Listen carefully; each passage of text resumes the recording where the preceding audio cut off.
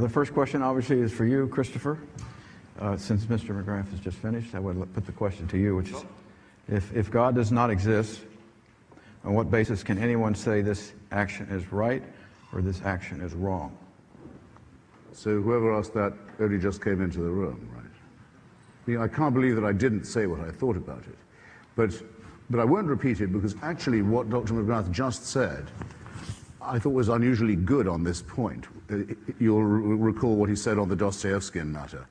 If God exists, we have to do what he says. If he doesn't, we can do what we like.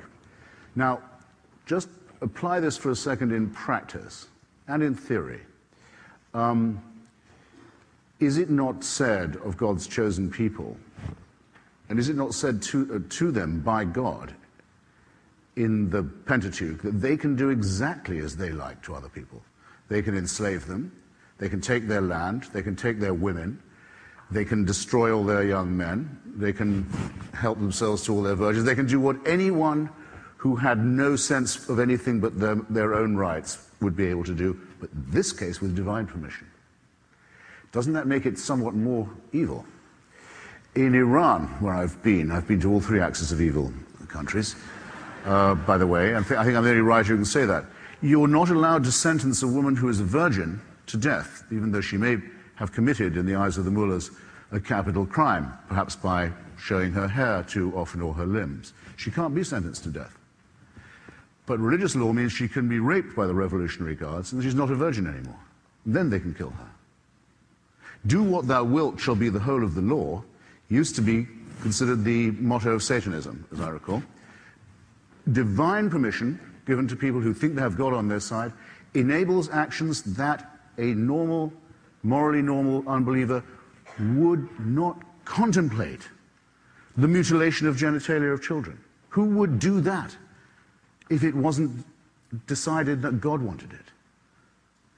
Just as when the poet in England gets the Poet Laureateship, they start to write drivel instead of poetry, for some reason. It's the king's scrofula the other way around. Morally normal and intelligent people find themselves saying fatuously wicked things when this subject comes up. The suicide bombing community is entirely faith-based. The genital mutilation community is entirely faith-based. Slavery is mandated by the Bible. You keep hearing how many abolitionists were Christians. Well, it was about time that they took a stand against it, having mandated it for so long.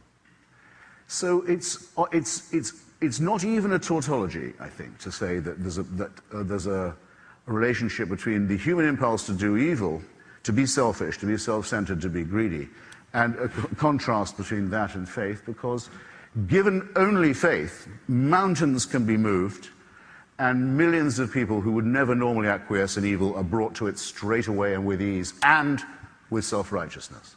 There, that's my answer to that. And the questioner did not answer my challenge.